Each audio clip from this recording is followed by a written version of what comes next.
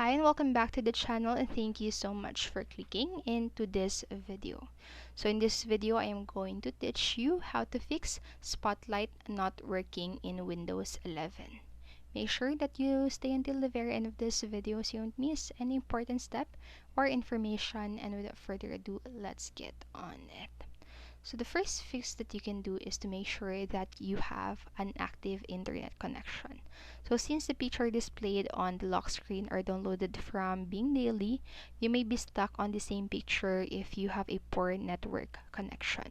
So to fix the Spotlight not working in Windows 11, make sure that you provide a fast and stable internet connection. And if the issue persists after this, just move down do the following methods, which is to turn off the metered connection. So some users reported that the Spotlight in Windows 11 networking issue can be caused by a metered connection. So this is because you cannot download new images. So if this scenario applies to you, you can fix it by turning off metered connection. And to do this, just first press Windows plus I keys to open the setting windows and select network and internet. And after that, just expand your network connection from the right pin, such as the Ethernet. And after that, just toggle off the switch next to the metered or set as metered connection. And after that, reboot your computer to make the change take effect and check if the Windows 11 lock screen Spotlight networking issue gets resolved. And then lastly, what you can do if the problem still persists is to uninstall Bitdefender if applicable.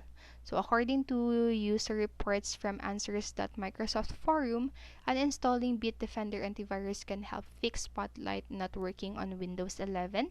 And here you may have tried. So first, just press Windows plus R keys on your keyboard to open the Run dialog box, and then just simply type appwiz.cpl in it and hit enter.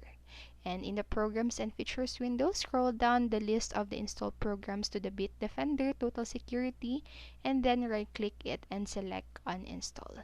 And after that, just follow the on-screen prompts to complete the uninstallation.